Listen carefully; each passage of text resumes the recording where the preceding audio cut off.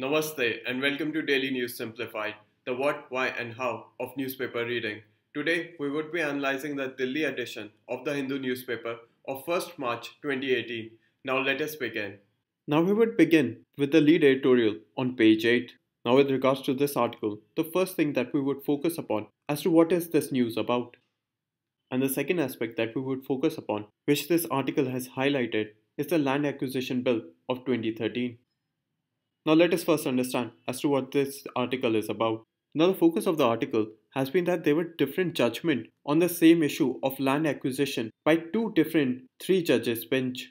Now the problem with this is that the Supreme Court in an earlier verdict has asserted that a three-judge bench cannot overrule a precedent that has been set by an earlier bench of equal strength. And in case a bench of the same strength thinks that the previous bench has erred, then it must refer the dispute to a larger bench. But in this case, a three-judge bench gave a judgment that was different from the verdict that had been earlier given by a bench of equal strength, and it was also not referred to a larger bench, and because of which the editorial has raised questions on the rules of precedent.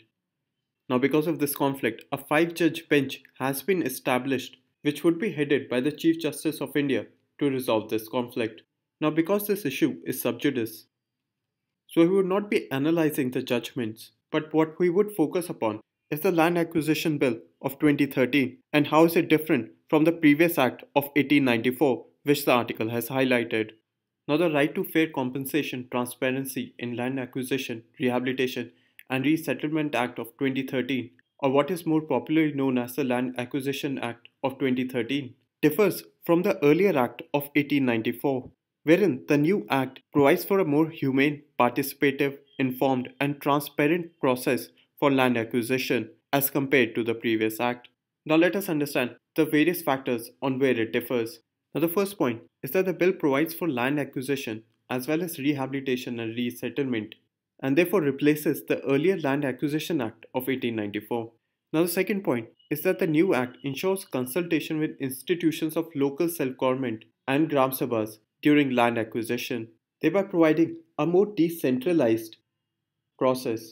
Now the third point is that the new Act provides just and fair compensation to the affected family whose land has been acquired or proposed to be acquired by the government. Now the fourth point is that the new Act makes adequate provisions for such affected persons for their rehabilitation and resettlement. Now the new Act also provides that land can be acquired both for the usage of public and private companies, including infrastructure projects and public and private partnership projects. And the sixth point is that the Act provides for social impact assessment and for environmental impact assessment. Now the seventh point, in case of acquisition of land for use of private companies, consent of 80% of the affected families needs to be taken, and thereby by ensuring the consent of the affected families makes the process of land acquisition a participative process. Now the eighth and the last point, now in case of acquisition of public-private partnership projects, the prior consent of at least 70% of those affected families needs to be taken, and like the previous point, it also makes it a participative process. So hopefully up till here you have understood the basic features of the Land Acquisition Act of 2013 and how it differs from the previous Act of 1894. Now with regards to where it is placed in your UPSC syllabus, it is placed in your GS paper 3 under the subtopic Land Reforms in India. And moreover, a question has been asked in your UPSC mains examination. Now the question was asked in your 2014 mains examination. And apart from this, we also have to wait and watch as to what would be the verdict of the five-judge constitution bench that has been formed with regards to the Land Acquisition Bill of 2013 and how it would impact land reforms in India.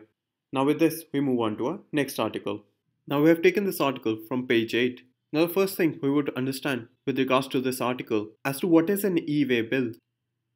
And after understanding as to what is an e-way bill, we would analyze as to what is the focus of this article. Now e-way bill was covered in the January edition of the Focus magazine, and let us understand about the e-way bill with the help of the Focus article itself. Now we have taken the article on the e-way bill from the January edition of the Focus magazine. Now the implementation of the e-way bill has been changed from 1st February 2018 to 1st of April 2018 as per the recommendation of the group of ministers. but the final decision would be taken by the GST Council. Now let us first understand as to what is a way bill and then understand as to what is an e-way bill. Now a way bill is a receipt or a document issued by a carrier giving details and instructions relating to the shipment of the consignment of goods. Now these details would include the name of the consignor, which generally means the person who has sent the consignment or the person who is delivering the consignment, or the consignee is the person or the entity to whom the consignment is being delivered to. Moreover, it includes the point of origin of the consignment, its destination, and its route. Now, an electronic waybill or an e-waybill is basically a compliance mechanism wherein the person who is sending the consignment uploads the relevant information before the consignment is sent, and after uploading the relevant information, the system generates an e-waybill on the GST portal which would contain the relevant information. Now, hopefully, up till here, you've understood as to what is a waybill and what is an e-waybill. Now, the CGST rules of 2017 provides the mandate for the e-way bill. Now, under this e-way bill, all interstate movement of goods which are worth over rupees 50,000 will be tracked under the GST regime. Now, the main purpose of the e-way bill is to ensure that the goods that are being transported comply with the GST law and therefore helps in fulfilling the main purpose of the e-way bill, that is to check tax evasion. Now, the advantages and disadvantages of the e-way bill. Now, the first benefit is that it removes the bottlenecks wherein there were multiple checkposts at the borders between different states under the VAT system, and the e-way bill would remove all of these checkposts. The second benefit of the e-way bill is that it would provide a uniform rule which will be applicable throughout the country. Now, the third advantage of the e-way bill is that it provides a digital interface, thereby providing faster goods movement since it eliminates the checkpost at state borders and improves the logistics by improving the supply chain management. And the main benefit of the e-way bill is that it checks tax evasion because it provides online invoices, wherein an invoice in simple terms means a bill between the buyer and the seller. And since it would be uploaded on the GST portal, it would help in removing tax evasion. And because of this removal of tax evasion, the government of India would also collect higher revenue. Now, the concerns with regards to the e-way bill are is that it might provide power to certain officials who may harass the businessmen. And there is a current confusion with regards to the implementation of the e-way bill on how it would be implemented in some states and not in others, or on how it would work on a pan-India platform. Now, hopefully, up till here, you've also understood the benefits and the concerns with regards to the e-way bill. Now, according to the article, the Government of India is expediting or accelerating the process for the implementation of the e-way bill. Now, this is because, according to the author, after the first 3 months of the GST implementation, the tax collections have dipped. Because, according to the author, the initial rates under the GST were high and then they were rationalized as time moved forward. And due to this rationalization of taxes, evasion by the taxpayers, revenues have been declining. Now, by quickening the process of the e-way implementation, it would improve GST implementation and therefore its compliance. And because of this increase in GST compliance, the revenue of the Government of India would also thereby increase. Now, apart from this, according to the author, one of the concerns that should be considered while implementing the e-way bill is of interstate disparity, meaning that GST filing varies considerably among states. So, for example, Punjab has 83% of its taxpayer filing returns, while states like Maharashtra and Tamil Nadu have a very low filing rate. And according to the author, this interstate disparity should be taken care of while implementing the e-way bill. Now, hopefully, up till here, you've also understood as to the concern raised by the author. Now, e-way bill forms an important topic for your UPSC examination from both your prelims and your mains perspective. Now, e-way bill forms an important part of your UPSC syllabus in GS paper 2 under issues and challenges pertaining to the federal structure, and also in GS paper 3 under the economic development section. And with this, we move on to our next article. Now, we have taken this article from page 10. Now, the first thing we would understand from this article as to why is it in the news. And the second aspect that we would understand is what is the Defense Acquisition Council in terms of its background, functions, and features. Now, let us first understand as to why is it in the news. Now, the reason why is it in the news is because the Defense Acquisition Council has given the approval for several defense procurement. Now, these defense procurement are currently proposals and the approval given by the Defense Acquisition Council is one of the first steps in part of a longer procedure.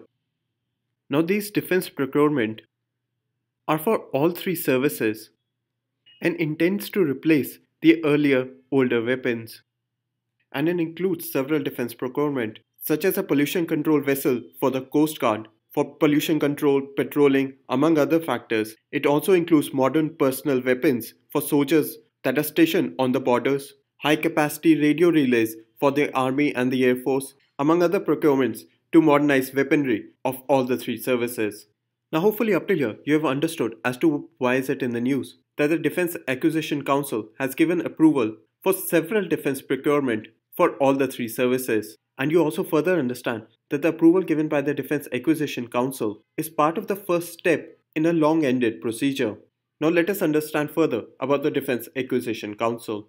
Now the Defense Acquisition Council is based upon the recommendation of a group of minister report which was titled Reforming the National Security System. Now based upon this report, the purpose of the Defense Acquisition Council was to have a separate and dedicated structure for defense procurement. Now the second purpose for the Defense Acquisition Council was to improve the participation of the armed forces. And the third purpose for the Defense Acquisition Council was for time and cost management.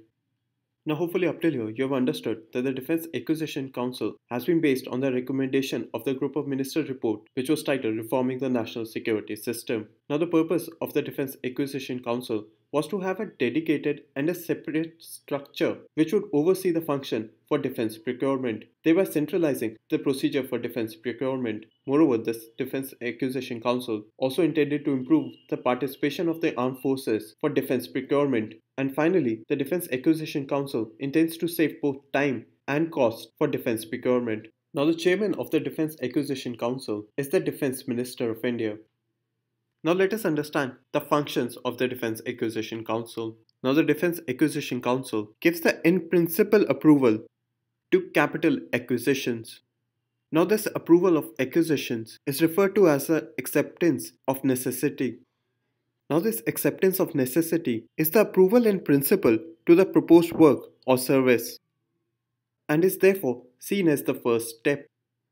Now the second function of the Defense Acquisition Council would be to give approval after identifying of whether it is a byproduct, meaning if it is an outright purchase of a defense equipment, or whether it is a buy and make project, which would mean to have a licensed production.